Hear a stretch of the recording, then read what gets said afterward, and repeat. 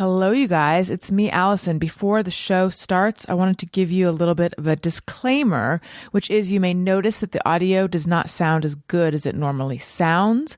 In fact, everyone sounds fine. They all sound good, but it's me. It's my track that sounds a little different than normal. I totally messed up and did not capture the high quality audio that we usually use. And instead we had to use the low quality audio. So it may be a little bit distracting. Maybe you won't even notice, but you might notice at the very beginning. But I think with things like this, it's a little bit distracting at the beginning. And then pretty quickly your brain just sort of stops noticing it. And then everything sounds good and normal. That is my hope, at least. Anyway, so apologies for the not up to our usual standards audio. The content, though, is unparalleled. Okay, here we go. I love you. And now, live from Isolation Station in Burbank, California, it's The Plague, week 35 of the Alison Rosen is Your New Best Friend show. Tonight, Alison welcomes her guests. They're happy and they're slappy, but mostly they're very sloppy. They're the Sloppy Boys. Jeff Dutton, Mike Hanford, and Tim Kalpakis. Tone Zone is here to kick back, relax with a glass of wine, and listen to his favorite piece of classical music, Vivaldi's Four Seasons Total Landscaping. I'm her husband, Daniel, saying hop on board the love bus. Say hello to your new best friend, Alison Rosen. Alison Rosen. Alison Rosen is your new best friend. Alison, with her the good times never end. Alison Rosen, doing the wavy pencil dance again. Alison's your new best friend. Hello, my little Danish butter cookies. Welcome to another exciting episode of Alison Rosen is Your New Best Friend. That particular carbohydrate was sent in on Patreon. By Casey Kahn. And she specifically said the pretzel-shaped ones with sugar on top. So I'm thinking she's talking about that tin that we've all seen that has like the different kinds of cookies in it in those little like fluted paper cup things. I don't know the point of the paper cups, but I like them. Anyway, I'm on Patreon, all sorts of fun stuff on there. You can see this video. You can get behind the scenes content. You can submit carbohydrates. There's weekly bonus episodes. Just this past week, I did an extra soothing one where I read some children's books. I played some soothing songs that I don't own the rights to, but it seems to be okay so far. Patreon.com/Alison Rosen. I would like to say hello to my guests. Now, it is a special show because I have an entire band. I don't know that I've ever had I've had musicians, I've had parts of bands. Have I had a whole band on? I don't know, and they're not just a band. They also have a podcast. And you're familiar with one of them, Tim Kalpakis, who's been on like twice. But I made it count. Yeah, each one counted like more than one. Hence, I feel like you've been on like 5 or 6 times. Anyway, Tim Kalpakis, Jeff Dutton, and Mike Hanford of the Sloppy Boys. Hello, welcome. Whoa. Tim's been on twice. Oh my gosh, he knows he's an old vet. We got catching up to do, Mike. That's right. So also here, and I'm just going to say hi to him right now because Tony, I don't know if you told them. I don't know if they know what they're stepping into, but what they're stepping into is a show where I have been forgetting over and over and over to say hi to Tony till about the 45-minute mark. And I'm turning it around, just like this country seems to be turning it around. I'm turning it around. Tony, we're not even 10 minutes in yet, and I've already acknowledged you. Hi. Yes, don't worry. You seem thrilled. I've filled them all. That's kind of the only thing I talk about with these guys is how you always forget. So they're used to it. We're sort of we're like the shoulder to cry on for Tony. Yeah. We said, just say it, Tell her that you don't like it. He said, no, I couldn't. Do you, Tony, did you bring it up with your therapist? I haven't in a while, but it's probably due because you've been doing a little bit better though lately. So yeah, it's not coming up as often. I really have. I have the stink you made. I've responded to it. Well, now you like really oversell it now. It gets this whole like introduction every week now of I keep forgetting to introduce him. That is because, and again, I imagine that you filled the guys in on this. That is because I have a problem where I can't just bring something up if there's a backstory. I bring it up and then I say, I'm not going to go into the whole backstory. And then I go into the whole backstory. That is just a fun quirk about me.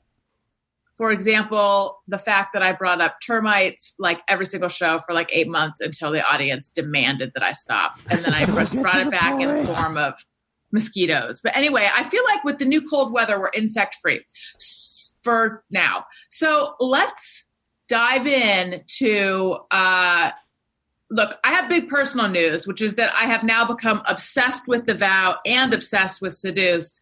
Oh, no. And just obsessed with Keith Raniere in general. I realized that like Culture did this a little while ago. I'm late to this. So that's my personal news.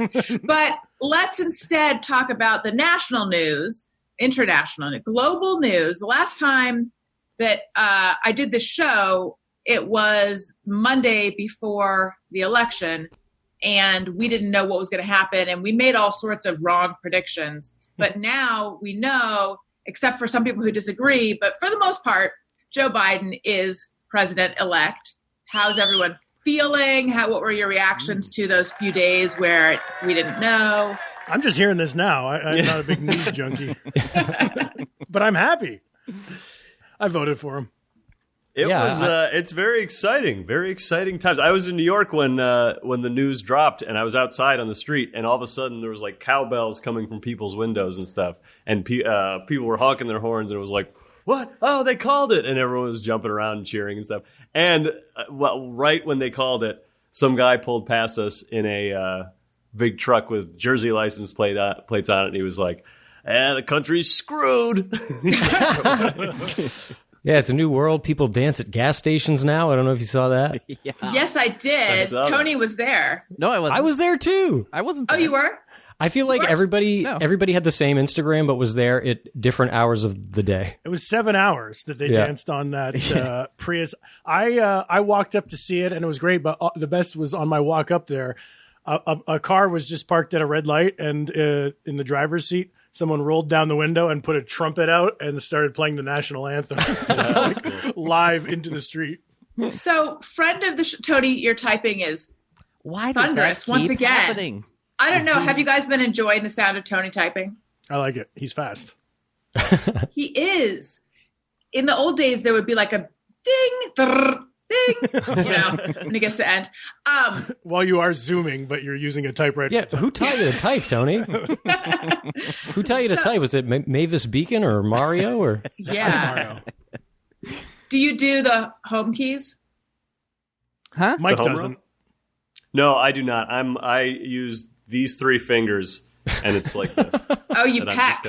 Yeah, but just with my pointer fingers and my middle finger on my right hand. I do have the a typing teaching thing, which I go back to every once in a while, and it never holds my interest, or I do it so infrequently that like I don't remember where all the keys are, so I'll have to go back lessons and be like, oh yeah, W's up there. Wait, what's a typing teaching thing? A typing teaching typing program. like Mario teaches typing. Yeah, teaching type That was type mine. teach. Really? I meant what I meant to say is type teach. Oh, yes. Oh, thank you. Yes. How many words per minute do you think you are?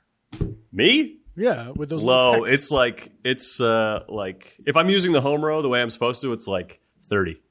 Oh, boy. It's low.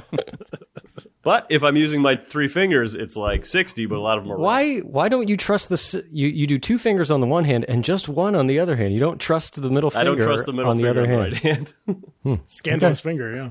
Are you right-handed or left-handed? Right. But you only use 1 right finger? Did I get that correct? No, 2 right fingers and 1 left. Oh, okay. At least now that it makes makes a lot of sense. Yeah. Yes. We will move on, but first I must know, why did you decide that you needed a type teach program? Because I saw other people typing so fast, and I was like, I must be embarrassing myself every time. I'm like, hold on, let me get this down. Let me get this down. You're a professional writer, and you say, let me get this down every time. That's the other thing, too. Being a writer, I was like, I don't want to look like I don't know how to type. Tim, Jeff, and Tony, have you thought ill of Mike's typing in the past? I have looked across the room and seen him typing and just thought, I think Mike's a good writer, and I'm perplexed that the product can be good, but that the process can be so ugly. Isn't that weird? It ain't pretty. Weird. My handwriting's awful too. So we would like be writing the birthday boy stuff, and sometimes I go up to the dry erase to write ideas down, and they would be like illegible for people. I learned excuse me. There's too many T's. I learned to type in school. And I think in high school I feel like there's a class where we learned some typing, but I had also learned a little bit in grade school. Mike, who raised you? Who raised you? I was in a barn, and there were 2 pigs that sort of looked after me. Instead of a keyboard, he practiced on rocks. Just laid them out in rows. My hoof work is impeccable. So what I was saying before, friend of the show, Demi Idijuibe, was it his car? He parked at a gas station. He parked at a gas station and danced on the roof of a car, and all sorts of people I knew were there. Tony, I thought you were there, but I've made an error given your violent reaction. I was seeing the videos all day. Well, and yeah, because other friend of the show, Kevin T. Porter, was there most of the time as well. I just kept seeing it. And I think at the end of the day, I reposted one just because it made me happy, because it was like it was still that, but then they had moved on to Christmas songs. So yes. It made me happy. Right. Oh, and didn't Mariah Carey see that and weigh in on that? Oh, really? I don't know. I think she saw that they were dancing to. She has the best Christmas song of all time. Yeah, All I don't want to love for Christmas. Christmas. Yeah. She saw that and retweeted it and said that she loved it.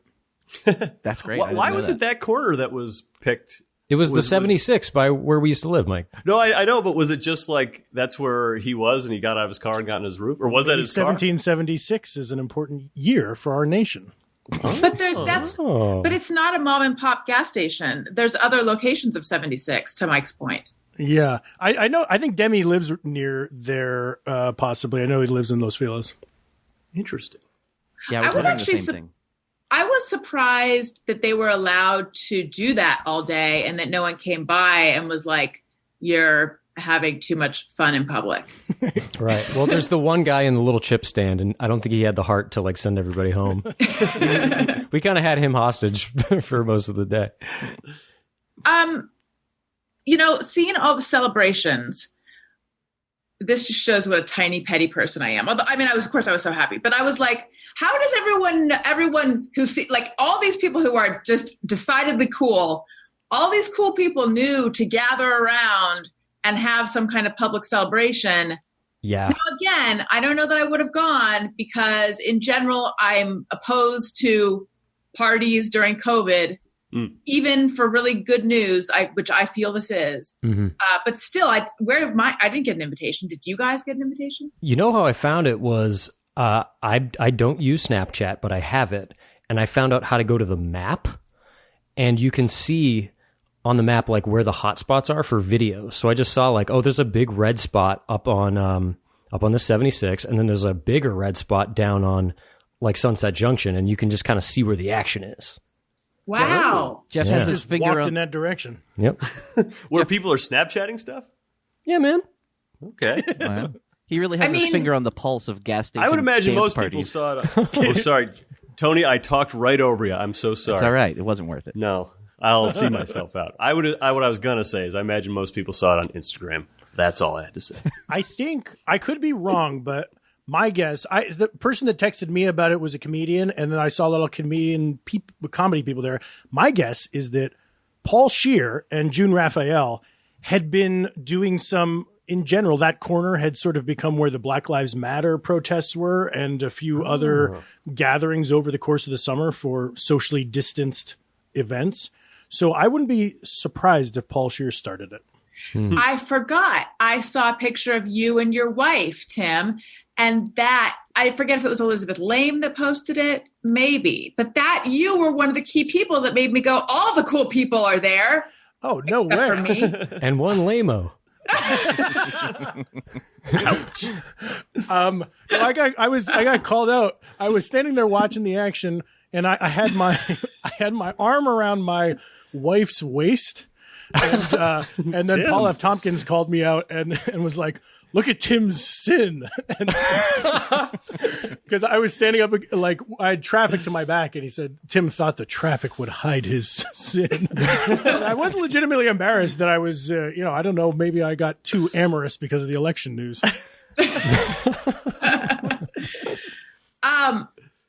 I feel like I didn't see, now granted from inside my house, but I still do have ears. I didn't see anything in Burbank, which is where I am. Although on Saturday morning, I woke up early and I looked at Twitter, which is what I normally do. It wasn't because I was going to check the news, but fortuitously I saw, the announcement that it had been called, and the tweets were saying it had been called like a minute, or the tweets were from like a minute before. So something, maybe it's just the vibes, but I suspect something, I heard noise somewhere, like maybe someone honked or something woke me up. But then I didn't hear anything else all day. Mm-hmm. I had Sorry, go ahead. Oh no, you. All right. All I was going to say was I had a kind of sort of similar experience to where I woke up and I looked at Twitter, and the things that I saw that were calling it were not quite from a minute. They were maybe 5-10 minutes ago or something, but it was crazy because it felt fake in the moment. Yeah. I looked at Twitter, I read the headline, and I'm not exaggerating at all when I say this. When I got to the end of the sentence, my whole neighborhood started cheering. The timing was just really They were waiting strange. for you to finish. That's cool. Yeah. That's what I wanted. Does he know? He read it. My neighborhood was also silent, and it bummed me out. And then I saw like all these videos in New York of people going crazy, and I stuck my head out the window and not a peep. Yeah, Wow. we like posted up on I think we were somewhere uptown, and it was like all day this one intersection was going crazy, and like when cars weren't going by, people were just in the street doing cartwheels and like popping champagne.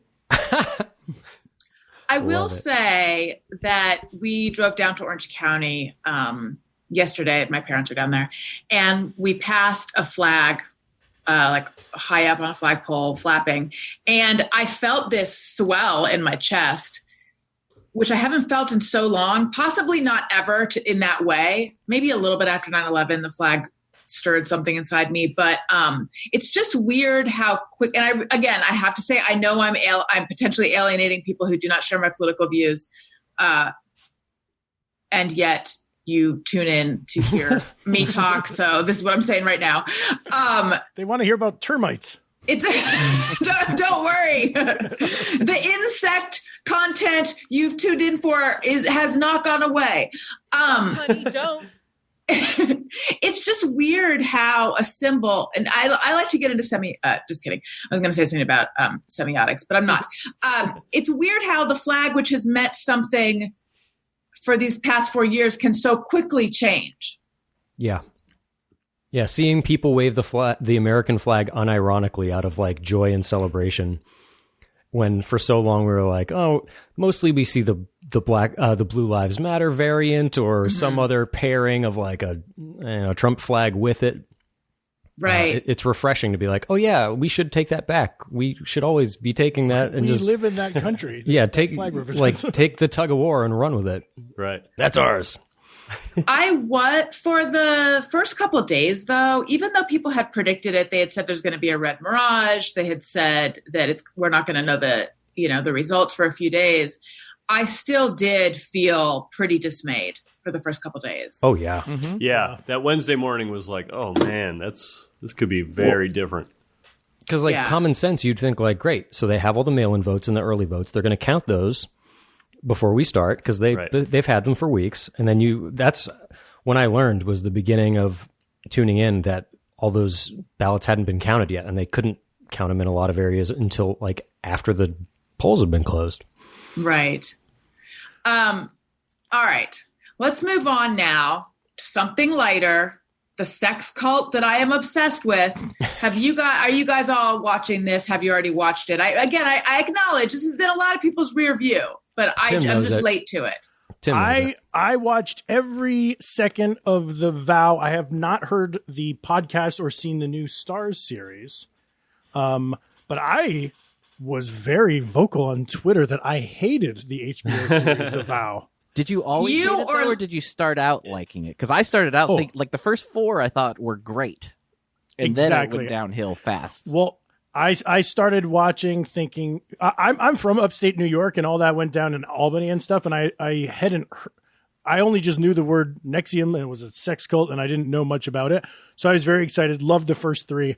And then I've never got so mad at a show. I don't know why it got under my skin. Maybe it's because it got me so good in the first couple. Now, were you tweeting, or was this Linda Underwear? That was Linda Underwear, but I sort of work as her liaison sometimes. Oh, you're a surrogate. You do admit that you work with her then. Yeah, yes, I'm a friend of her husband. Yeah, I've Is actually she ever never going to post a picture, a different picture of herself?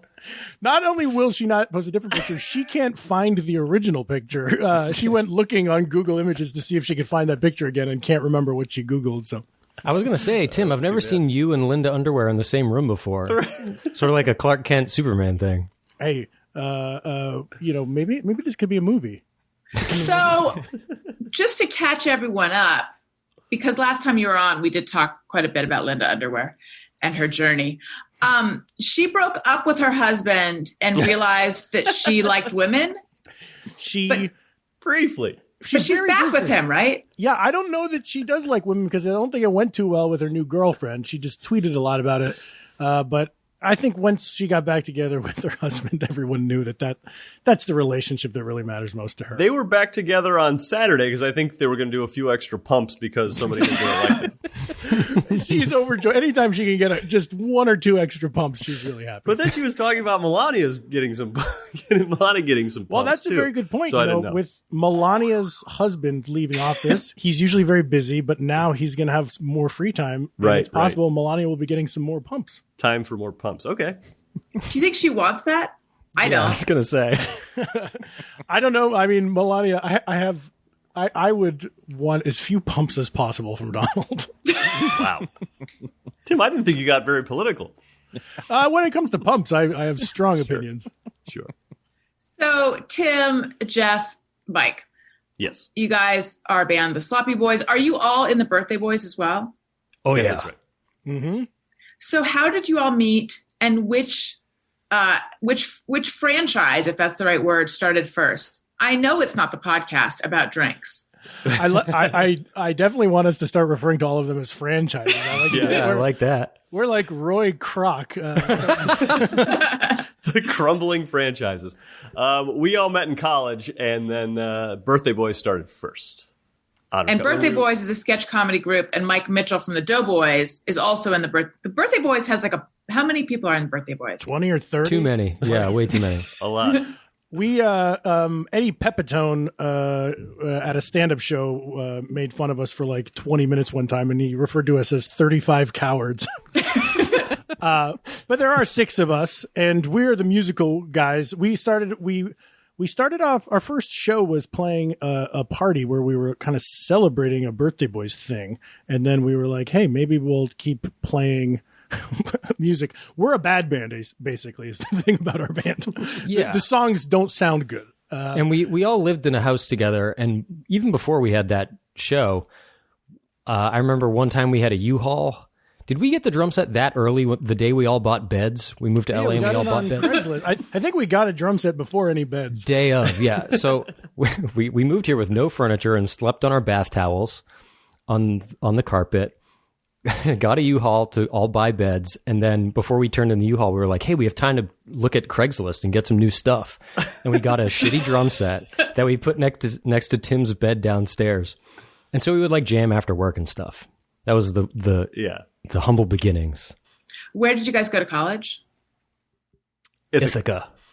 Oh, so you're from the cold wilds of upstate New York, all of you. Oh, yes. Oh, yeah. And I know, Mike, you're in Philadelphia right now, but you live in New York. Right. And where are you from originally? Rochester. And what about you, Jeff?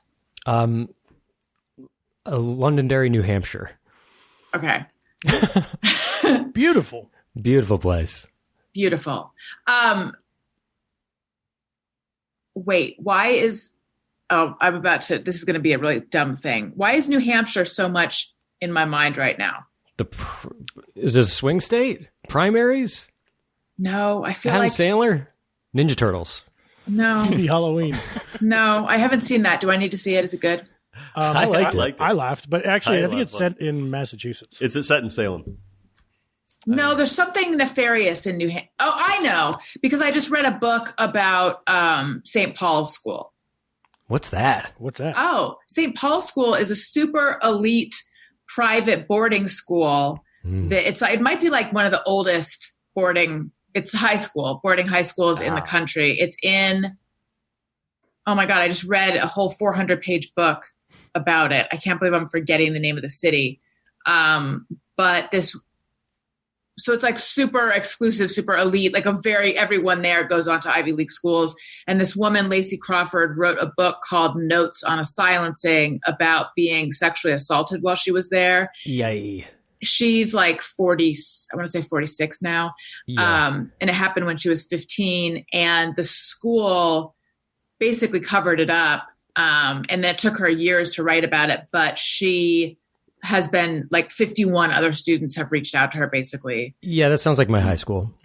What was your high school like? I'm not joking. Bishop Girton High School in Nashua. We were a Brothers of the Sacred Heart school. And during my 4 years there, the police came and arrested one of the brothers who was like one of the administrative guys. He wasn't even really a teacher, and let him out in handcuffs. And then word started to get out, like the school kind of got in front of it. They were like, I forget what his name is, Brother X. I don't want to accidentally say the wrong one. Brother X had a consensual relationship with a student a long time ago at a different school. And everybody was just like, oh, okay, yeah, like we side with brother, what's his name? And then I saw the movie Spotlight upon moving to LA. And I was like, this is exactly my school. And the Spotlight section was in the Boston Globe, which we got. So there was a thing where the brothers would shuffle each other around when there was an allegation or something went wrong. They would just move them and not address it. Yeah, that in this book, you find out that one of the teachers, and it was actually students who had assaulted her, but then there was this huge investigation, and some of the teachers, and it was all like they were like rectors, and I forget all the religious names of it was a religious school, but that sucks. They would just like move them to write glowing recommendations and move them to a different school instead of doing anything disciplinary. Oh my God, what is the city? Tony, can you look up St. Paul's School? Yeah. Manchester is my guess. That feels right. But I don't think it was. Concord. Concord. That's the capital. That's the capital, yeah. Well, there you go. Yeah, it's interesting. I've known some people who went there, and they all talk about it like it was this like magical place in a forest. Like they went on to good colleges, and they didn't love the colleges, but they did love their high school, which is hard for me. I just went to a public high school, but it's hard for me to imagine loving high school. But this place was such a special place to them. And then to read this book, it's like so much dark stuff happened there. But the book is really about how, and this sounds like happened at your high school as well, how institutions that are supposed to protect individuals will sacrifice the individual in order to protect themselves. Yeah, but It's weird. How much does that really protect? If they just came out, if they cut down on it right away and they said, we found out we have this bad teacher and we're going to help him get prosecuted and sent to jail, then we would all love that school, But you would trust that school. I think that's true if it was like the first time, but I think a lot of these places, it's like, this has been happening for 100 years. My Catholic high school was also on that list of spotlight schools. After I saw the movie, I saw that and was like, whoops. And but it was weird. My school, like a lot of these schools are prestigious. Mine was it was a Catholic private school that was like going out of business while I was there. So it was like it was like falling apart, and there were less and less students. And so I think that they had like over the years fired and hid a lot of brothers. They took part in that as well. Youch. Mike, any skeletons in your high school's closet? No, nothing exciting. McQuaid Boys School? Yeah, we didn't. Apparently, I guess we didn't have any. I forgot you went to an all-boys school. Mm-hmm. Yeah. No, I don't think anybody had anything like that I knew of. What did you think of going to an all-boys school? It was okay. I think it took like a lot of pressure off in certain ways, but then made it sort of dealing with the opposite sex in like just becoming friends with females and stuff was like took a second step. You know what I mean? Like we were friends with the girls from our sister school, but it was like, oh, we don't get to see them all the time. So it's kind of like we have to only see them on the weekends or after school or something like that. Mm-hmm. Like, was it hard for you to be calm and normal around them? No. Okay, so you guys met at Ithaca and formed the birthday. Did all the birthday boys, all 30 of you, move out to California together? We did. Pretty much, yeah. Yeah. Because we all interned in LA. There's a strong internship program from Ithaca to LA, and we were all out here for the same, 4 months the year prior. And we all said, if we all graduate, let's move out together. Well, and when we were doing that internship program junior year, we lived at the Oakwood Apartments up in the valley. You know, famously where all the child actors lived during pilot season. Oh yeah, Frankie Muniz was their king. Yeah, and we that was all the kids. It was all these 10-year-olds walking around with cell phones and yelling at their agents. Did you know? And it's where Rick James died. That is exactly what I was going to say. Like a couple months after we left. Oh wow! Damn, that guy's a super freak. And in Love, didn't Paul Russ' character live? Either they filmed it there or he lived there. Yeah. They called it something else, but we did shoot some stuff there. But sorry, Tim and I have been on it. I just want to get that out. Yes, we've shot there. Who did you? I loved that Full show. disclosure. I was Wade, but I had longer hair. I was one of the buddies. And I was Walt, and I had shorter hair. But that is autobiographical. Paul, in real life, after a breakup, after a quick move out from an apartment he shared with an ex-girlfriend, he very briefly lived at the Oakwood Apartments, and that's what inspired that. What internships did you guys do? Kilborn. And Mike was there too. The Craig Kilborn. I did a few. late Yeah, I night did show. Kilborn with Tim, and also I was like, I'm not familiar with this record label. I also did on the Warner Brothers lot some small production company called Thunder Road, which I don't even know if it's around anymore. It's a Springsteen song, no? Yeah, they did Welcome to Mooseport before I got there. Oh yeah, Romano. I did James Cameron's company actually, and this was pre-Avatar, and everybody was really secretive about Project 880.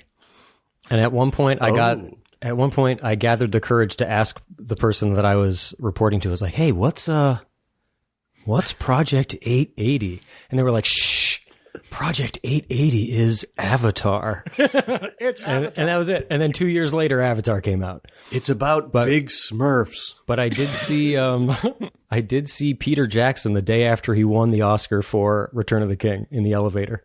Oh, cool. Was he still wearing a tux? I just said congratulations. He didn't have any shoes on. Really? No, he had shoes on. So Mike and Tim, you guys interned on the Craig Kilborn the show that filmed at CBS. So I was a magazine journalist for years. I don't know what years you guys were there though. Although that show wasn't on for that long, was it? We were right at the very end. I think it was canceled in 05 or 04. So, and it was like the last 3 months of the show. Yeah. Oh, okay. Because I was writing about bands twice that were playing on the show, and I accompanied them to write, and that was part of the story. But I think it was probably before you guys were there. It was Save Ferris and a band called Wank. Does it ring any bells? Wank doesn't. I know Save Ferris. That's a great band. When we were there, the Walkmen played on. That was the cool band we had. Oh, yeah. Tenure. I remember one time JC Chazet, is that the NSYNC guy? Yeah. JC Chazet. What's his name? Shazay. I think Shazay, Shazay, right? Yeah. He wanted to do his thing, and he shot it before the show for some reason. I think he had something to do. And he was wearing these big pirate boots that he refused to lace up all the way. And one kept opening up and falling off. And he's like, all right, hold on, we have to do this again. And I think they did 4 takes, and they were just like, just tie him up. Oh man. Oh man, the Segway Queen has been stumped. Oof. Oh, no. You know what's awesome that I want to tell you guys about? Crate Joy. I don't know if you're familiar with Crate Joy. Certainly you are familiar with subscription boxes and different kinds of subscription boxes. Oh, yeah. Crate Joy is a place that it's like a one-stop shop for all different kinds of subscription boxes. I went to the website and I'm not exaggerating. I saw like 400 things that I decided I needed to subscribe to. It's great for you. It's great as a gift. I think it's also just an ingenious idea, and I wish I had come up with it. There are subscription box, like anything you could think of, there is a subscription box. There are multiple subscription boxes. Ones that interested me that would maybe interest you. There's all sorts of like beauty and makeup boxes. There's cool cocktail kits. There's all sorts of snacks. There are boxes. There's escape room boxes. There's mystery boxes. There's book boxes, craft boxes, and DIY and craft kits for crafters of all ages. So I saw ones. My husband is very creative and super into crafts. And I was like, these would be perfect for Daniel. There's ones that would be perfect for my kids.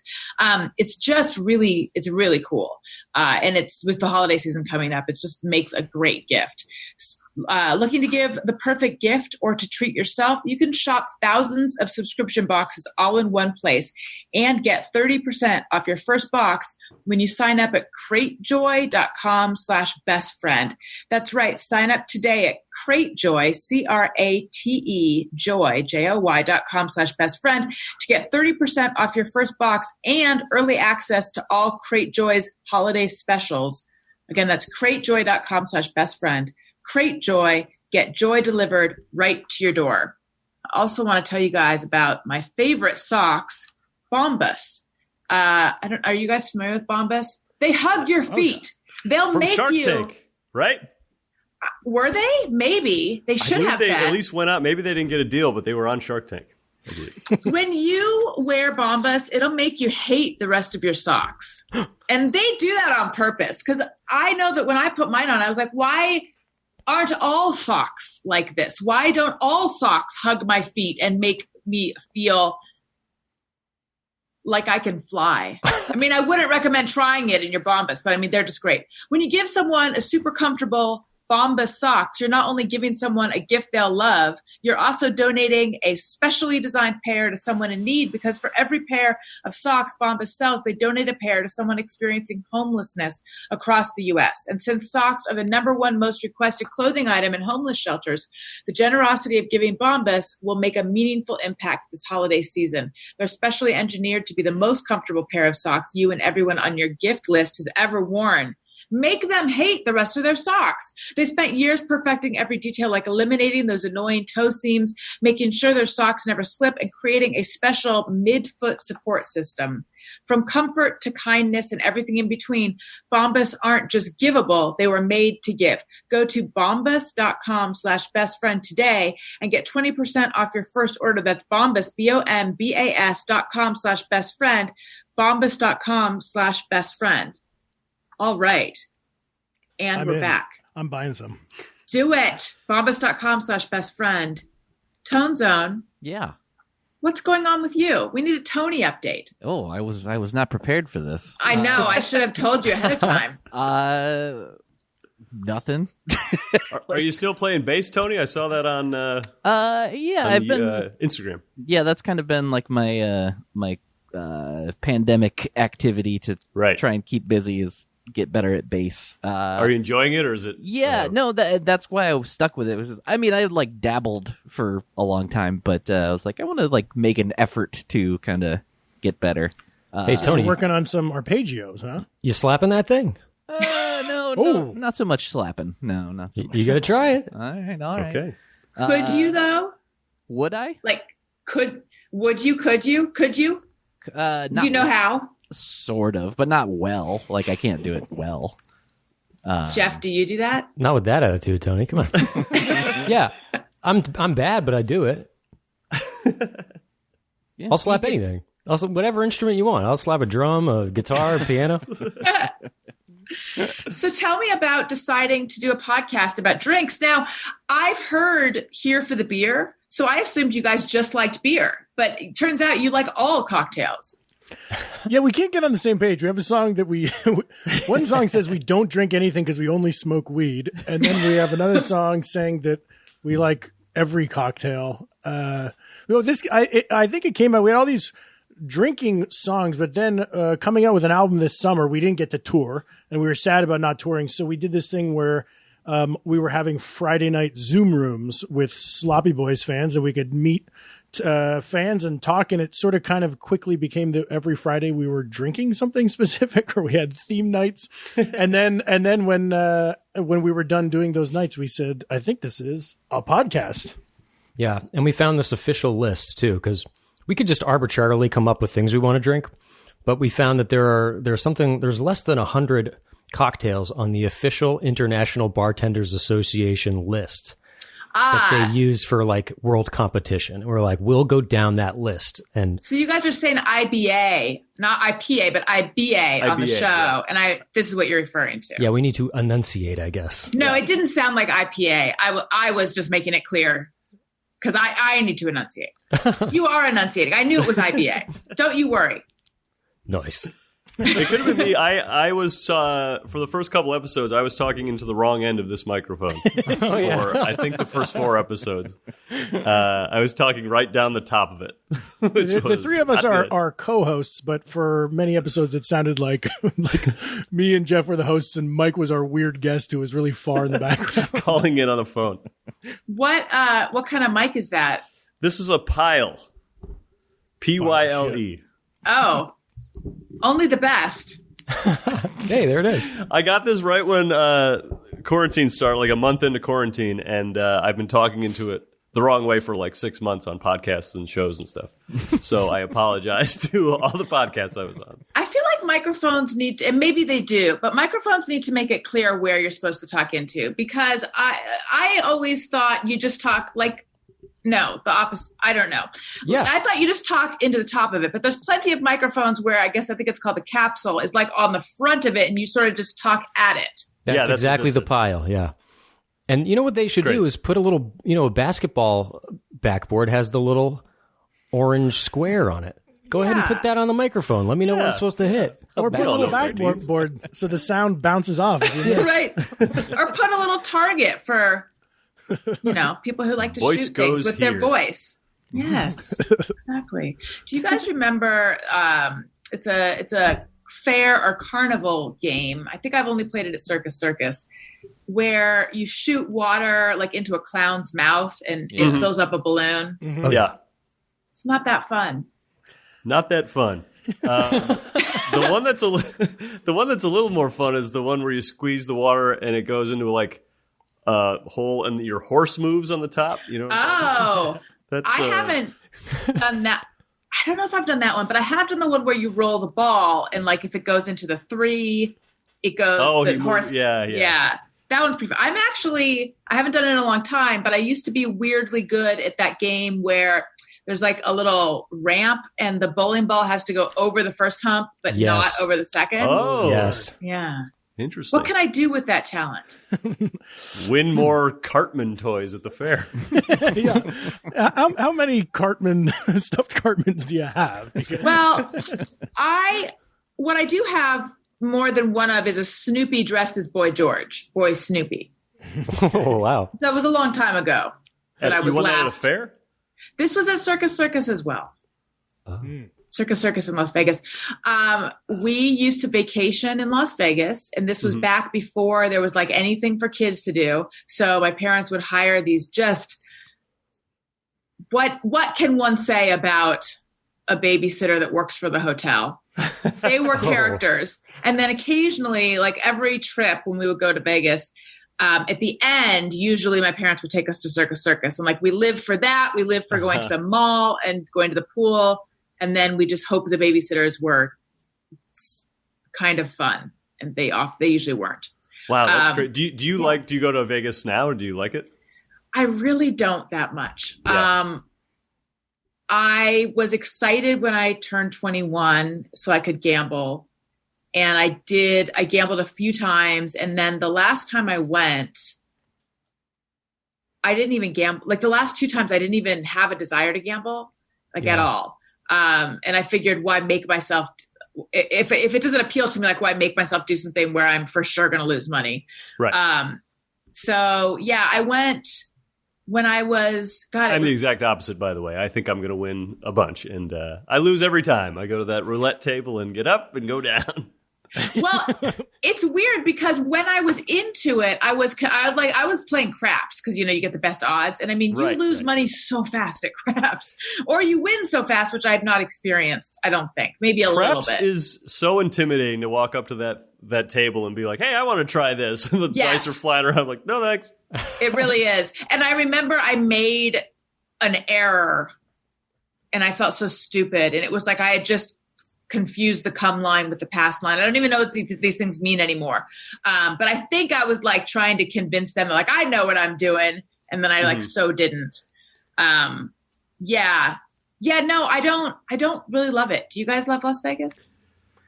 I enjoy going, even though I lose money every time. Mike sets up shop at a roulette table and plays all night and walks out the next morning with no money. That's his version of Vegas. I don't really like to gamble, or I'm just like not good at it. So it took me a while to figure out what to do there. And now I do feel like I like to go like off the strip and then like find an old bar or something like that, or like go to the restaurants are really good.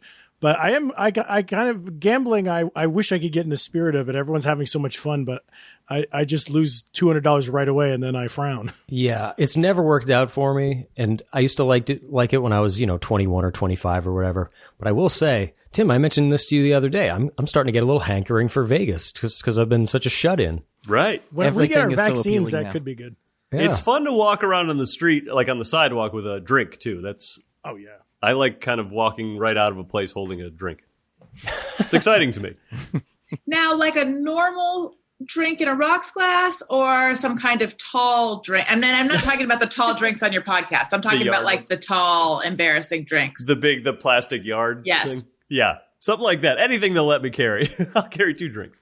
Tony, how do you feel about Vegas? I liked it, kind of similar to Jeff. I liked it a lot the first few times I went, and I found myself liking it less and less over the years. I don't mind going here and there, but yeah, I don't like seek it out or anything. But it does kind of the same thing though, where it does sound a little appealing right now, just because it would be, although not really, because I don't want to be in a casino right now. Well, it's up and going, man. You can go. We can go this weekend. I wish I loved it like my parents did, because it's easy to get to and it's pretty cheap. Yeah. Like it'd be great to have your favorite vacation place. I mean, I don't know that it was their favorite, but I think they thought it was like manageable and it was close and it was cheap. Yeah, and you could get a hotel room is like $60. They just want to get you into the town and trick you there. Right. It's funny. You know how we've talked about before how I like doing creepy stuff and creeping around where people have died. I had one of those in Vegas. I was having a fun night with friends, but I was like, "Hey, let's go see where Tupac got shot." and I made everybody walk over, and we went down this back alley, and I was like, "This is where Tupac got shot." and it was a bachelor party, and I think I just bummed everybody out. It's funny when you were saying like you go out of the strip and like check out stuff. I ran a marathon once in Las Vegas, and you start and you run through the Vegas Strip, and it's awesome, and the bright lights and stuff, and people are like cheering for you. And then you get outside the Strip, and you're just in like the Vegas suburbs, and it's like it was dark and quiet, and like bones, a lot of people cactuses. who had like cinder block fences around their house. It was very weird. Yeah, like I never think of Vegas as having anything besides like the bright lights and the cash. Yeah, it's weird. I was just going to say I dated a girl whose family lived in Vegas, so I weirdly spent a lot of time in Vegas, but not in Vegas. Like, technically Vegas, but like didn't feel like Vegas at all. And it has its little spots that can be okay, and like that, where it's a little more laid back and fun. But yeah, it was weird spending that much time there, and just like, oh, this could be. It kind of could be anywhere, but at the same time, everything's just brown. And Vegas has no exports. It's like it's people come in there and drop their money, but it's just on gambling. So they don't have any like manufacturing or exports or anything. People They just show up and good times, Jeff. Yeah, that's true. Memories. And I was going to say, Mike, I didn't know you're a marathon runner. Yes, I've done 2 marathons and 3 half marathons, 2 half marathons. Tim 2 and halves. Jeff, does his personality change when he's training for the marathon? Yeah, he gets juiced up and he gets really aggressive. No, if for real, he does. You would just never notice. Hanford just like, oh, I'm going to run a marathon. And then he starts running a lot, and then he runs a marathon, and then he stops running between marathons. He could just do it at the drop of a hat. It's admirable, Mike. I did 13 miles twice during the quarantine, just going out and doing it. Wow. There's like nothing else happening. Do you have like a marathon buddy, or is this just you, just solo? Just solo. And actually, the last time I did that, a friend of mine in LA was like training to run a marathon. And right as I was heading out the door, he was like, "Hey, I just ran a half." And he showed me, like, he screen grabbed his little map on his phone. I was like, "Cool, I was just going out to run. Maybe I'll do a half marathon."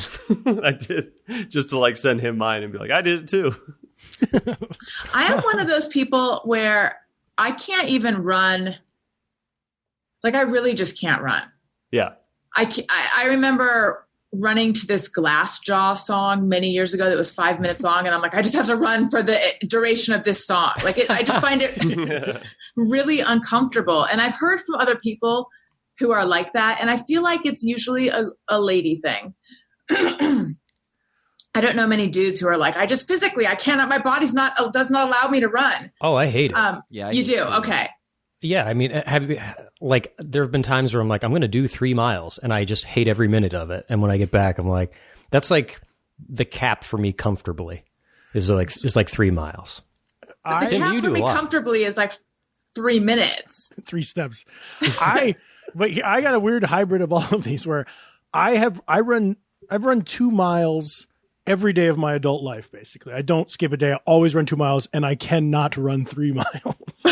Like, that is just exactly what my body will allow me to do. One more step, I'm like dead. Does it hurt, or is it like you're winded? Winded. I'm just too wimpy. I feel like my heart's going to pound out of my chest. But can you do 2 miles and like have a conversation at the same time, like magazine articles say you're supposed to? No, that's tricky for me. In fact, one time I was out doing my sad little 2 mile jog, and Hanford was midway through one of his like 8 mile jogs, and he came up. Remember this on Los Feliz Boulevard, Mike? You came up behind me, and then we were like keeping pace together for a little bit, and we were talking, and then Mike took off and ran for the rest of the day, and even just chit chatting for maybe 40 seconds like killed me, and my lungs hurt. I can't talk at all. I think you were wearing a full sweatsuit too, like a full gray sweatsuit, which I thought was so funny to see. Like, you looked like a Rocky guy, like a Rocky era jogger. Well, I had made a rule to myself, like in my like early 20s when I started running. I was like, I'm not going to put any money into this because I think I'm going to not stick with it. And then I ran every day for like 10 years, and I was like, okay, maybe I'll buy some stuff. And what I bought was just like, running gear from the 1930s for some reason. So every LA marathon. Oh, sorry. Go ahead. I was saying, you do it every single day, Tim? Yeah, every day. Like on tour, you do it and stuff too? Nope, not on tour. On tour, I get really drunk and I get hungover and I don't do anything. But every other day. Yes. No, I feel like I should. That would be the real mark of commitment, is to go down to that hotel gym and run on the treadmill, even when you're on a vacation or something. Maybe I'll get into that someday. Did you do it the day you got married? I swam laps the day I got married. So no, I was staying at a hotel and I said, maybe I'll do this. Well, look at you. Mike, I talked over you. I was about to say, you were talking about what you run in. When I did the LA marathon, there was a group of 3 guys who were dressed as Elvis, like the Vegas Elvis look. And they had this like baby stroller filled with like water bottles that they were handing out to people. And they weren't even involved in the race. Like, they didn't have the bibs or the numbers. And they were just running with us and going like back and forth. And they would pass me one way and then pass me the other way. And we're just like running circles around and not even involved in the race at all, other than to like cheer people on and help. It was so like the rest of us are all dying, and I felt like my like legs were going to fall off. And they're like, "Hey, here, you want some water? We got water." Damn. Who are you? I hate them. Yeah. Or I'm inspired by them. I don't know. I don't know. I want to tell you guys about KiwiCo. KiwiCo is something that my son is in love with, and I am in love with it as well.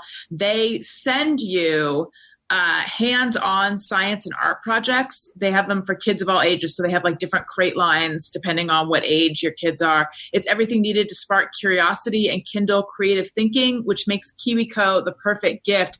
I love it because I like to let a few of them pile up and then I stash them away. And then when I need a fun project to distract my son, I bring one out. However, recently he found all of them and he loves them so much that he has demanded to open them. So now we're going to need some new KiwiCo boxes. So I can't wait for the new ones to arrive. With KiwiCo, kids can engineer a walking robot, design a paint pendulum, conduct bubbling chemistry experiments, and more, all from the comfort of home. I think one of Elliot's favorites is from when he was a little bit younger. Was there's like this fabric that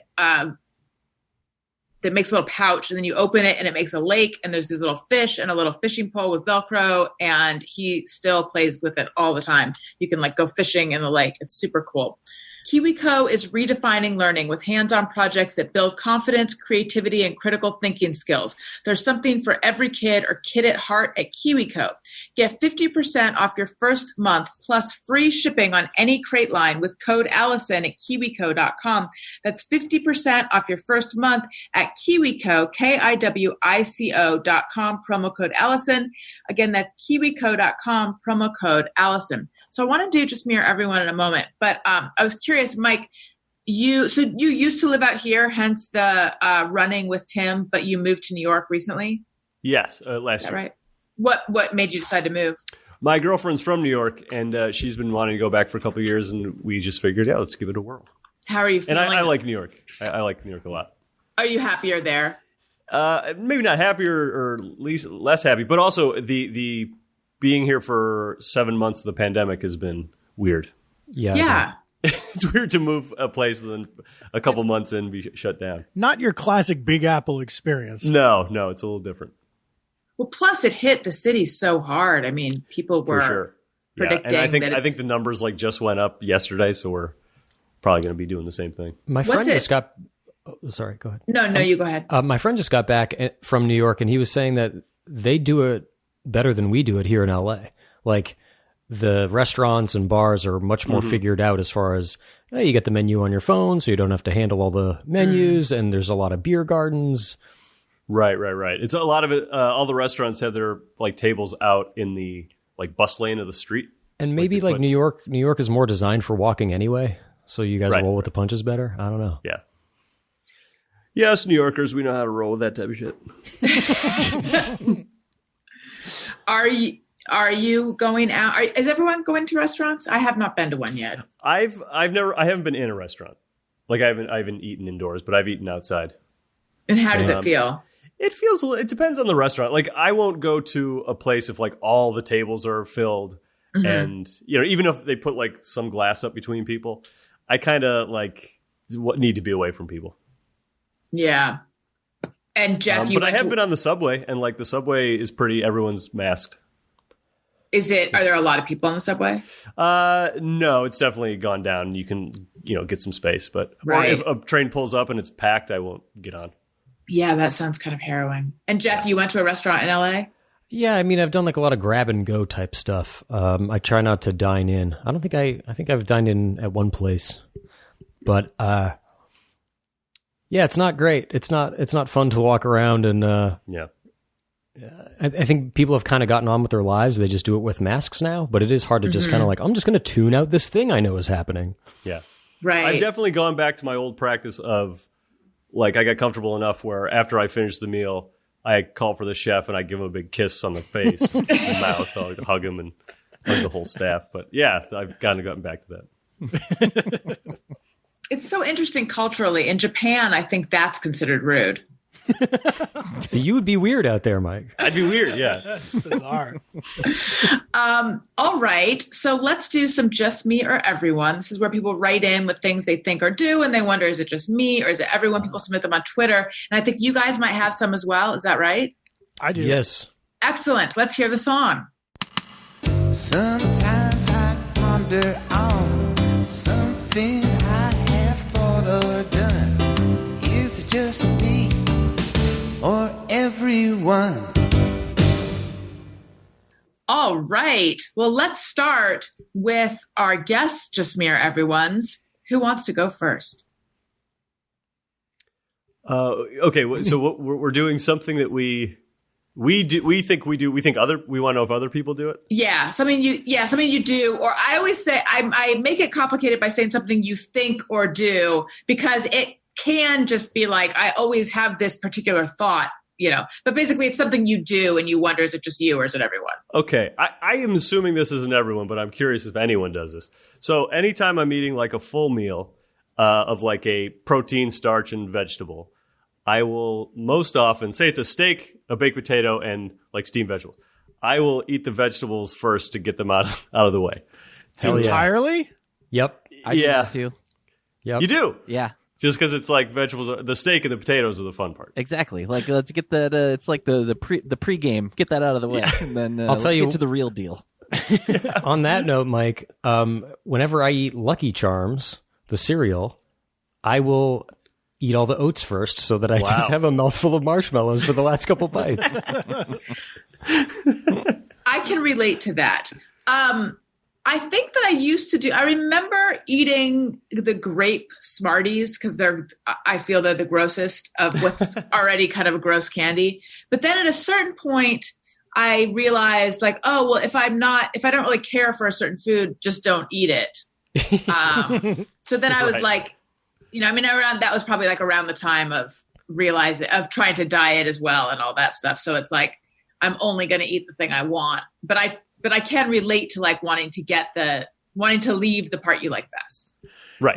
It is an amazing feeling to realize when you're an adult that you're like, I don't have to have a big plate of Brussels sprouts if I don't want to. I like picturing that you order or make for yourself a plate of food and you're like, oh, gotta trudge through this broccoli. Well, I understand the vitamins and minerals are very important for yes, a the healthy minerals. lifestyle. Yep. Can I call Jeff out on something here? Is speaking of like you can try being an adult. When we were all living together, Jeff went out and got a big bag of like cocktail shrimp and took all the tails off and put them in a bowl and mixed it with cocktail sauce and ate it like cereal. Yeah, that's a baller move. What's wrong with that? You put the tails in the bowl? No. Just the regular shrimp. I can understand that. What's wrong with that? It's like eating meatballs or something. Yeah. These were the tiny little shrimp? The tiny, like, bay shrimp? I think they were small. Allison, these are full-size shrimp. Okay. These are cool. Colossal jumbo. Because if they were the bay shrimp, which are the little tiny ones, then I could see, like, I'm just going to use a spoon. Mm-hmm. Oh, that's a good move. Or langostino? Is that what they call them? Langostinos are like the tiny little dudes? I don't know. Think so. I think they're bay shrimp. Yeah, and I know that when I was little, I liked bay shrimp because I thought they were cute and little, and then now they give me the heebie-jeebies. Yeah, they're weird. I like shrimp cocktail, but as a flavor, I'm not. When I think about it, I'm not super into shrimp. Mm. I realize there's a lot of inconsistency in what I just said. I just said I like shrimp, but I don't like shrimp. But I think there's a cream of shrimp soup and there's shrimp flavored crackers and things like that, which I can't get behind. Yeah, I don't like that. Yeah, that's very popular in Japan, right? Prawn snacks. Like prawn is one of the way that we have salt and vinegar or something. Oh yeah. I don't like I feel like shrimp is a waste of sushi. Like if I'm doing sushi, get shrimp out of here. Yes. Yeah. And then I don't want that piece. It's like what a dud. What a dud. Right. And then but I will say I've had shrimp on pizza and that's worked really well for me. Oh. No? I'm getting a big no from Alison. No, thank you. And thank you for explaining what I was doing to the people who are just listening. I was so thrown by that I forgot that I'm hosting a show and I just really leaned into shaking my head. Okay, a segment within a segment. I also do a segment where it's called Yes, Please or Oh Puhleeze.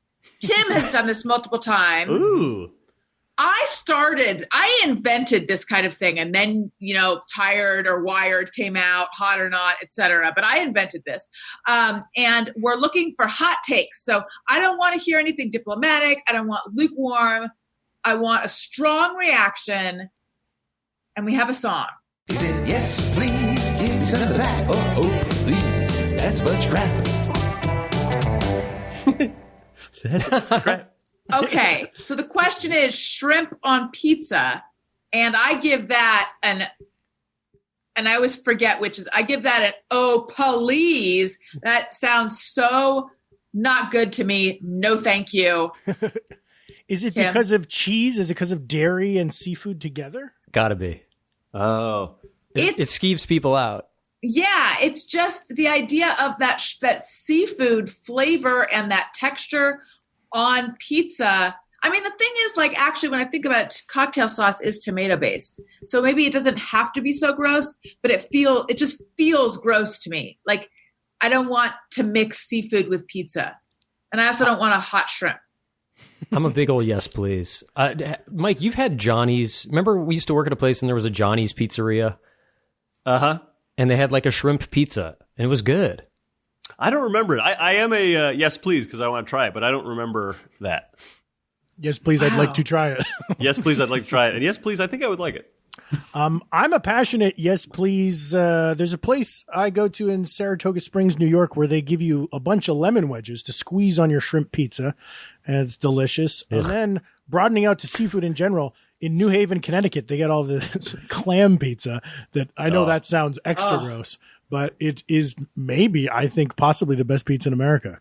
White clam pizza. Is it like a fried clam? No, it's like a chewy, gross. It should be gross. I don't like that. Can I do one more seafood and cheese thing? Yes, but we need to hear Tony's. Oh, so Tony, go ahead. Tony, go ahead. Yeah. Oh, I think I gotta go no. Oh, please on that. I've never had it. I'd be willing to try it and give it a chance, but my gut tells me, oh, please. Yeah, your gut is where the reaction happens. Yeah. Your gut is important. The consistency of the two, don't work right for me. I'm with you on that one. I'm surprised at how many yes pleases we have. I've never even heard of shrimp pizza, and I think of myself as a cosmopolitan gal. This is only in the highest society events that I've had it. I'm not, and I don't get to go past those velvet ropes. Jeff, you had another thing? Okay, I'll do, this was going to be my Is This Just Me, but this does not count as it. Okay. I will do I'll cook up some pasta, some fusilli, and I'll do some vodka sauce or Alfredo sauce, and I'll clap a little tuna fish in there, and that weirds people out. Just to give a little protein. I mean, there's you can get tuna helper. Now, see, now look at Mike's face. Patreon.com/Alison Rosen, where you can see Mike's face. You look you find this revolting. He said what? I'm curious both about the flavor and also about the fact that you'll clap some tuna in there. Well, the flavor, outstanding. The clapping couldn't be more fun. What gesture is this? Are you bonking it with a spoon and it hops in, or how do you do it? You turn you open the tuna can, hold it precisely upside down, and you give it the hardest slap right on top. Banking you would with cat food. Yeah. Or a bass guitar, Tony. Hey. That gets a no, thank you. I mean, an oh, please. This is the problem with the segment. That gets an oh, please from me. I'm an oh, please on that as well. Oh, please. Guys, I'm going to make you my special tuna noodle thing, and you're going to love it. Please don't. I'm not. Tuna noodle thing. Guys, give me all your addresses. I'll ship it to you. It travels well, yeah.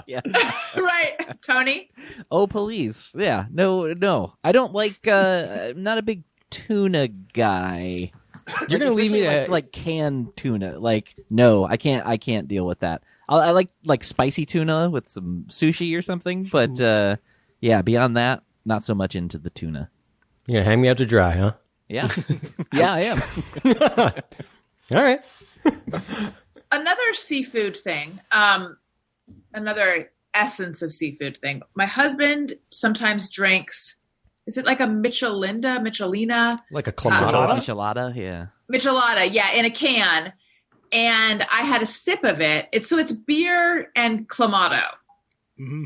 And he was like singing the praises of how like delicious it is, and it really hits the spot, and it's refreshing, which I don't think of like clam juice, tomato, and beer as refreshing, but it smells good. So I took a sip, and I was just shocked at how strong and prominent the clam is in there. I thought it was going to be like, a Caesar salad. There's sardine in there, but it's not. Usually it's like you don't really know. I thought it was just going to be in the background, but this really, this is very clam forward. It's bold clam. Yeah. I like those and I drink them. And I did notice that, the Budweiser version of it is specifically like Clamato brand clam juice. And I looked it up to see where that started. And I saw that like a michelada is a Mexican drink that goes way back, and people were putting tamarind and hot sauce in their beers. But specifically the clam, putting Clamato in your beer, was started by the brand Clamato. Like Mott's Foods was like, what else can we put our weird clam juice in? And they started it, and it did take off. So some ad man came up with that. Oof. Gross. It's Madison good. Avenue, making him drink clam juice. All right. Who else has another Just Me or Everyone? I got a Just Me or Everyone. And maybe everyone, maybe this is just me, but maybe everyone has their own different version of it, because mine is very specific. But does anyone have a person whose face they cannot recognize no matter what? Because for me, the actress Sienna Miller. Yeah. I have tried and I have memorized her face, and I know that that's that actress that I don't recognize ever. And I'll just guess. If I don't recognize her, it's her. But does anyone have a person that no matter what, they can't recognize them? There's a couple actresses. I think Rose Byrne is one, and then two others who I just can't remember their names. All look the same to me, and every time not that they look the same, but I never get their names correct, and I just can't think of the other two actors. I feel like there I was just have it with Tom Hardy, but that's also because I feel like so many of his roles cover his face, and so when I see him, it never clicks that it's him. You have to hear the Bane voice. Yeah, exactly. I don't have that. What I thought you were going to say is people who you know, but you can't picture their face in your mind, just like that Doors song. I have that periodically. And usually it's if I have it hasn't happened in a long time. It used to be if I had a crush on someone, then I couldn't conjure their face in my mind. And I feel like it was if I had a strong emotion about them, then I couldn't. It's like you put them on a pet. They're like godlike, and you're so attracted to them you can't even fathom it. I think so, because then when it would fade, I would be able to think of them. I'm trying to think. I don't have actors or actresses like that, but I do have words that I have had to look up over and over and over and over, and like the definition will not stay in my head. Yeah, what is that? I have that too with a word, and it's just like my brain just says no to this word. It's just, what is your word? Mine's insouciance. Oh, you remember my whole thing is that I can't get the word in there. But so insouciance is a word you know, but you just don't know the definition. I think at this point I do, and I think it means without worry. But I think that's because I've mentioned it on the show, and someone wrote in and was like, in French it means this, but I still don't. But it's only like I've memorized it. It doesn't resonate with me. And then use it. And then my Mary Catherine Ham, friend of the show, sent me a picture of this woman like just casually smoking in a cafe in France. And she's like, it was like a French woman. She's like, this is what I always think of when I think of the word insouciant. I don't even know if I'm saying it right. Insouciant.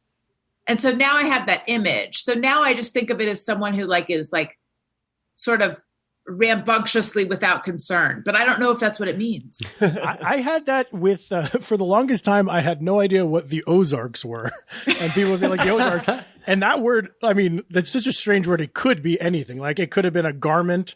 It could be anything. And then it wasn't until then I found out it was a place, but I kept forgetting, or mountains. And then it wasn't until a season of True Detective that the whole thing took place in the Ozarks. And then I had a visual for it. And now I know. Now I know it very well. Well, I know all the actors. I know all the words. So you guys are all weird to me. I have a thing where the word nuclear. I just did it. I know there's two ways to pronounce it. One is wrong, and every time I say it, it doesn't sound right. But it's nuclear. Oh, yes. Here's a common one. I trip up on this, and a lot of people do. Saturday Night Live. The syllables in Saturday Night is a very common thing that trips people up, and I read an artitle about it. Right. What do they say? Saturday Night, like they just cut out the middle and say Saturday Night Live. Huh. Yeah, my tongue just sort of flops the end of it. Saturday Night Live. Saturday Night Live. That's why you say SNL and be done with it. Yeah. I've never had Saturday Night Live. I've never had a problem with that one. But You don't have the glitch. You're lucky. is it genetic, like whether you can like roll your tongue? The word ruin, ruin. My whole life, I just pronounced it one syllable, rune. Rune. Yeah. And then people made fun of me enough that every time I go to say that, I say ruin. Actually, now that it's finally clicked and that feels normal. For the longest time, I felt like I could feel myself doing it very deliberately. It didn't come naturally to me. Mm-hmm. Like I've been trying to get the T out of. I say often, and then I found out that you're supposed to say often. You're not supposed to say the T in the word often. And I can't get that T out of there no matter how much I practice. I say often. Wait, you're not supposed... I mean, I know that a lot of people don't, but I didn't know that there's a right and a wrong. The correct way is to just say often. Who According says? to who? A Google search I did 5 years ago and didn't double check. Well, then that counts. Yeah. I knew a kid in college who his name was John, and he could tell if people, it was spelled John, he could tell if people were not pronouncing the H. Is what his claim. Ouch. Come it was on. his claim. And I think it was just like I want to be an interesting guy type of thing. Did it work? I mean, you're I talking find it about very him. interesting. Hey, we're all talking about him. I still think about him. Dawn and Dawn comes up on this show because the man's name and the masculine name and the feminine name, or the, early morning. To me, I pronounce them the same. Tony pronounces them differently. Mm-hmm. What about you guys? Same. Dawn and Dawn? Yeah. Tony, what do you say? Don and Dawn. Yeah, I do it Dan. Me too. Don The Draper. longer O. Dawn. So you put on an accent to say one of them, and you don't on the other. Well, I bet in New York, right? People say like Dawn, and then they wouldn't say Dawn for. Yeah, they're like, Dawn you see Draper. that show with Dawn Draper? You know, It's like Don. Who is she? I wonder if that, it is possibly like a regional thing with how you do say it, because I did grow up It in is the regional. Midwest originally. So like saying Don, it's like that classic Midwest, Don. Hey, Don. It is regional. Okay, what about LAWN versus like an awning? Are those the same sound? Lawn and awning? Yeah, I say them the same. So AWN, okay. Awning and lawn. No, those are the same then. Because when it came up on the show originally, people would tweet me all this stuff. They'd be like, what? They'd be like,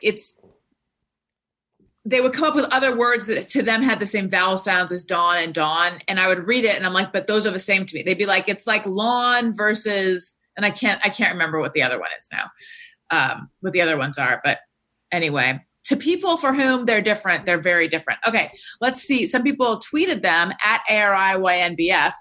Chode to Joy says, aside from prescriptions, I never measure liquid medicine. My fiance hates when I take a shot of NyQuil directly from the bottle, not because of the potential germs, but rather due to the rule breaking, just me or everyone. I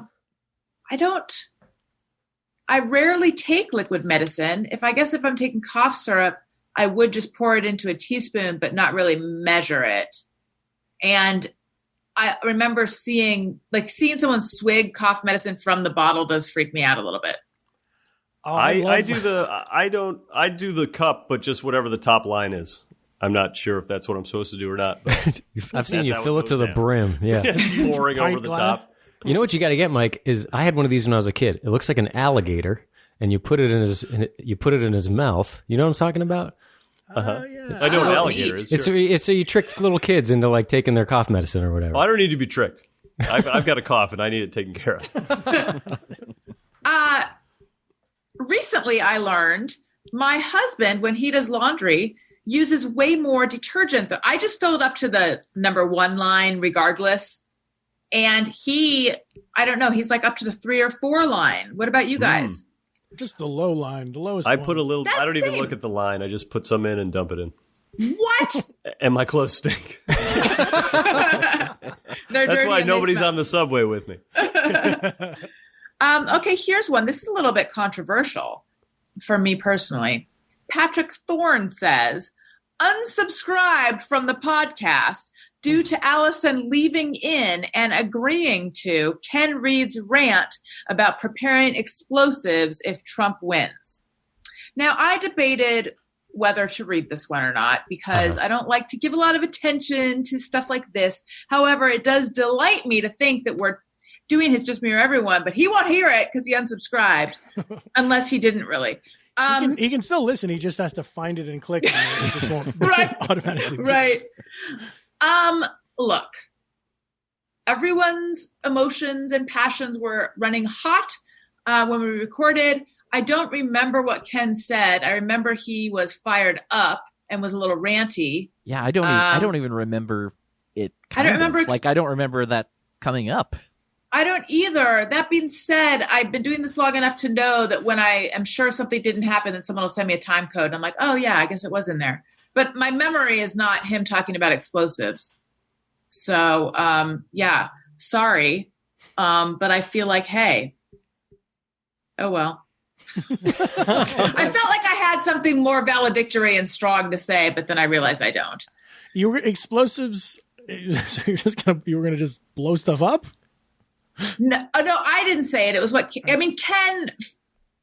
Ken strongly felt that Biden was going to win in a landslide, like so strongly that it convinced me, because he made a good argument, which is like, you know, Trump hasn't collected any more votes, and some of the people who voted for him have died, and he you know hasn't swayed one person to his side, and after his whole, and he's like a smart, well-read guy. So after he gave this fire, and he apologized for getting kind of ranty, but after his rant, which apparently included something about explosives that I don't remember, I was like, yeah, it really is going to be like just a whole blue wave.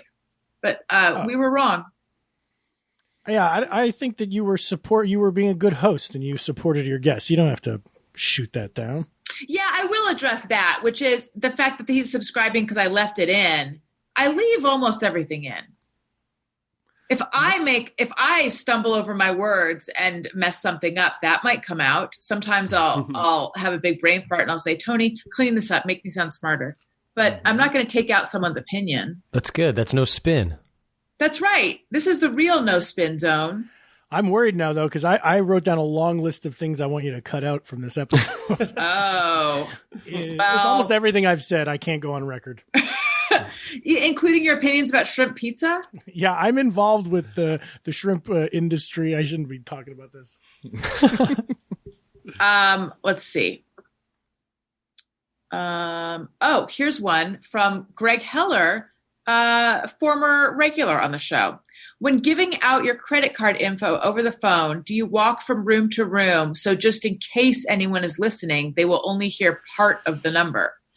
I never thought to do this. I don't do this, but I do if I'm giving my credit card over the phone. When the person on the other end, if they read it back, I'm always like, who's in the room with you? Like if it's a business, I'm always worried about, I guess right now there would not be customers there, but still.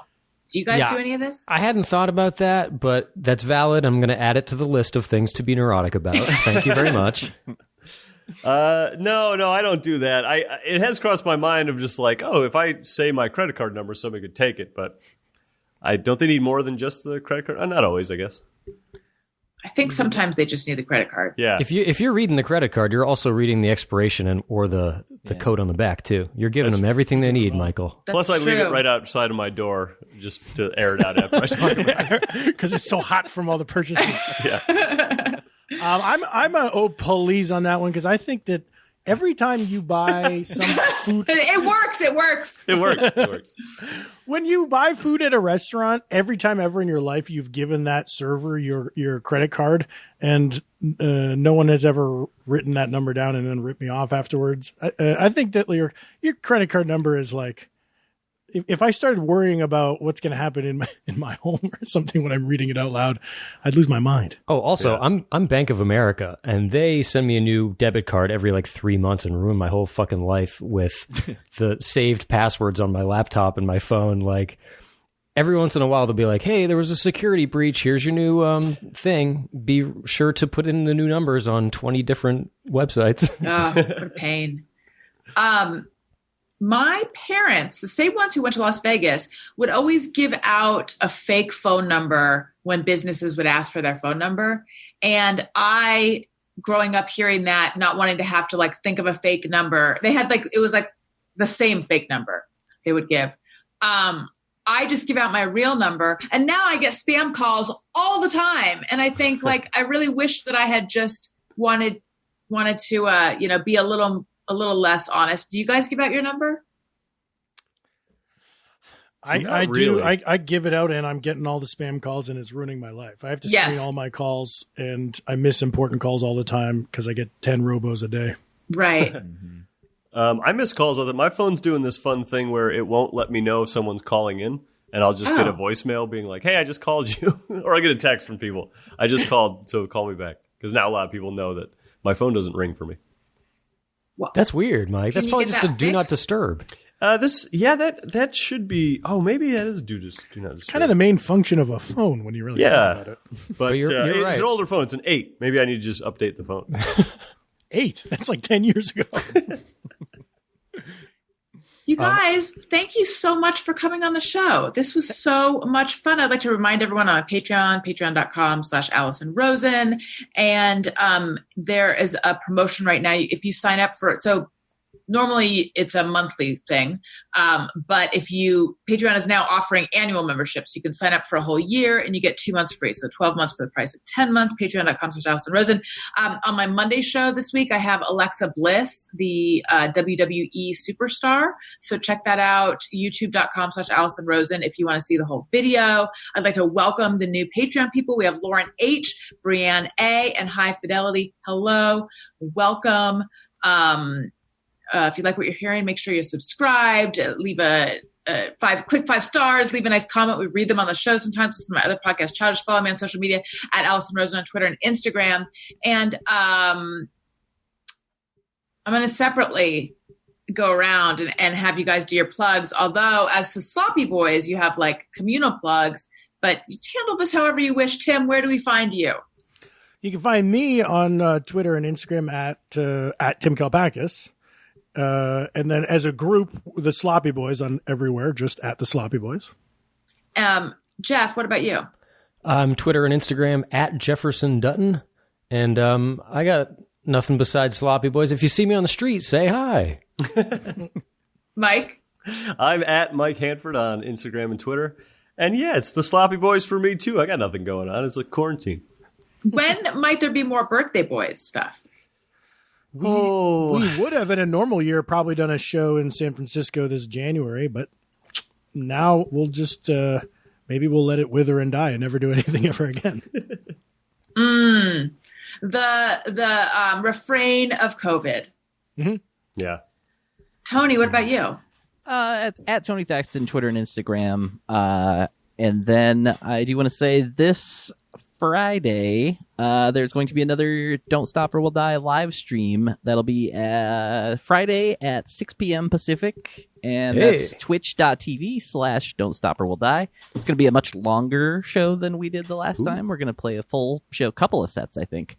And that is also to celebrate the release of, by the time people are hearing this, there's called Song a Week by Don't Stop or We'll Die, a new podcast. Brand new song every single episode, and I'm producing that show as well and occasionally playing drums on it. Nice. Do you guys feel like they're trying to steal your thunder? Like, you're a band, you have a podcast. Oh yeah. It's I'm barely holding on here, not screaming at Tony right now. But yes, I think the card they have up their sleeve is that they're a better band and they're funnier podcasters. So they got it made in the shade. You guys, thank you so much. This was super fun. Listeners, thank you for listening. You matter. I'm changing up my sign off. I've decided to add you matter because I feel like people need to hear that right now. You matter. I love you. Goodbye. Hey, do you know about the Alison Rosen show? We had a good time.